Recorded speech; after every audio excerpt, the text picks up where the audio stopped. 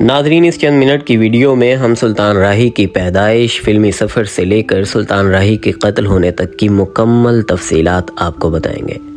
پنڈی میں پیدا ہونے والے سلطان راہی کا اصل نام سلطان محمد تھا اور وہ 24 جون 1934 کو پاکستان کے شہر راول پنڈی میں پیدا ہوئے۔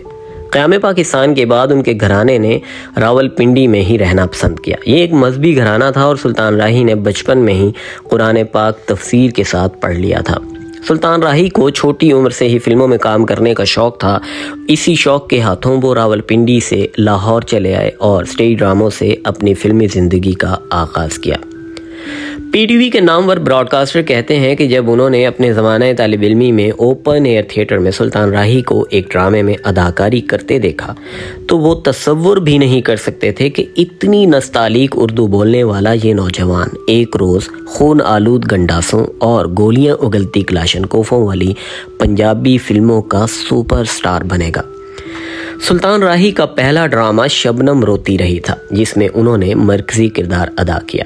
اس ڈرامے کے بعد انہیں فلموں میں ایکسٹرا کا کردار ملنا شروع ہوا۔ یہ وہ زمانہ تھا جب فلمی صنعت پر سنتوش کمار، لالا سدھیر، مظہر شاہ اور الیاس کاشمیری کی حکمرانی تھی۔ یہ بڑے فنکار تھے اور سلطان راہی صرف ایکسٹرا جو زیادہ تر فائٹر کا کردار ادا کرتے تھے۔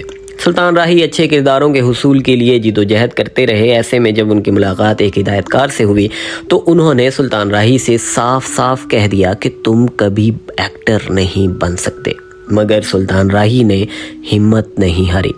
1971 میں ایک ڈائریکٹر نے انہیں اپنی فلم بابل میں ایک بدماش کا چھوٹا سا کردار دیا، جس سے ان کی شہرت کا آغاز ہوا اور پھر انہوں نے پیچھے پلٹ کر نہیں دیکھا۔ 1972 میں ہدایت کار اسلم ڈار نے انہیں اپنی پنجابی فلم بشیرہ میں مرکزی کردار ادا کرنے کی پیشکش کی۔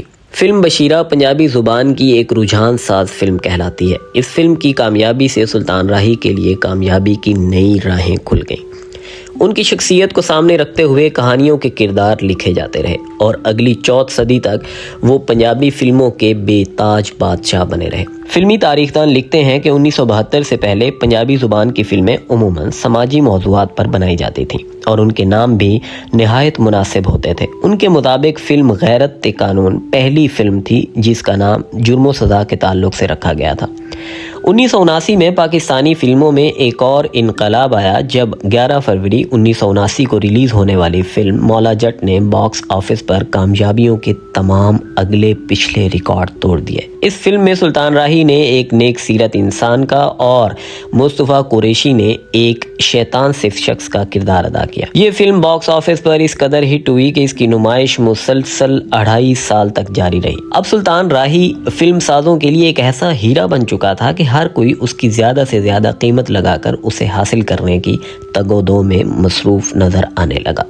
سلطان راہی کو فلموں میں غیر فطری کردار میں پیش کر کے فلم سازوں نے اپنی تجوریاں تو بھر لیں، مگر ایک فنکار کے اندر چھپی ہوئی فنی صلاحیتوں کے اعلیٰ اور مثبت پہلوؤں کو اجاگر کرنے کی طرف قطعاً کوئی توجہ نہیں دی۔ سلطان راہی ایک فراخ دل اور مخیر شخص سے بہت سے ہنرمند کے گھروں کے چولہے ان کی دریا دلی کی وجہ سے جلتے تھے۔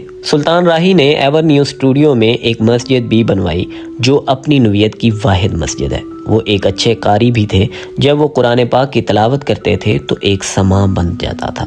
سلطان راہی ایک بہت سادہ مزاج انسان تھے۔ انہوں نے انور مقصود کو دیے گئے ایک انٹرویو میں انکشاف کیا تھا کہ وہ کھانا بھی زمین پر بیٹھ کر کھاتے ہیں اور سوتے بھی زمین پر ہی ہیں۔ انہوں نے کہا کہ مجھے زمین سے بہت زیادہ محبت ہے۔ میں زمین کو ہمیشہ زیادہ ترجیح دیتا ہوں کیونکہ مجھے معلوم ہے کہ مجھے جانا اسی کے نیچے ہے۔ سلطان راہی نے مجموعی طور پر 804 فلموں میں کام کیا، جن میں 756 فلمیں نمائش پذیر ہوئیں۔ ان میں 538 فلمیں پنجابی زبان اور 157 فلمیں اردو زبان، 5 پشتو اور 1 سندھی فلم شامل تھی۔ لیکن 9 جنوری 1996 کی بات ہے، سلطان راہی اسلام آباد میں امریکہ کا ویزا لگوانے کے بعد جی ٹی روڈ کے ذریعے لاہور آ رہے تھے۔ ان کے ڈرائیور حاجی احسن ان کے ساتھ تھے۔ گجرانوالہ بائی پاس پر ان کی گاڑی کا ٹائر پھٹ گیا۔ حاجی احسن جک لگا کر ٹائر بدلنے میں مصروف ہو گئے کہ 2 نقاب پوش ڈاکوؤں نے سلطان راہی کی تلاشی لینے کی کوشش کی۔ سلطان راہی ڈاکوؤں کے ساتھ گتھم گتھا ہو گئے۔ ڈاکوؤں نے گھبرا کر فائر کھول دیا۔ یوں گولی سلطان راہی کا جبڑا چیرتی ہوئی دماغ سے سے آر پار ہو گئی۔ حاجی احسن نے کسی نہ کسی طرح قریبی پیٹرول پمپ پر پہنچ کر پولیس کو وقوع کی اطلاع دی۔ سلطان راہی کے اجتہاقی کو ڈویژنل ہیڈ کوارٹر ہسپتال پہنچا دیا گیا۔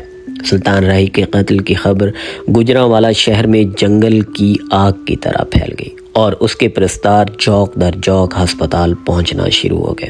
پوسٹ مارٹم کے بعد سلطان راہی کی لاش لاہور منتقل کر دی گئی۔ ان کے اہل خانہ امریکہ میں تھے۔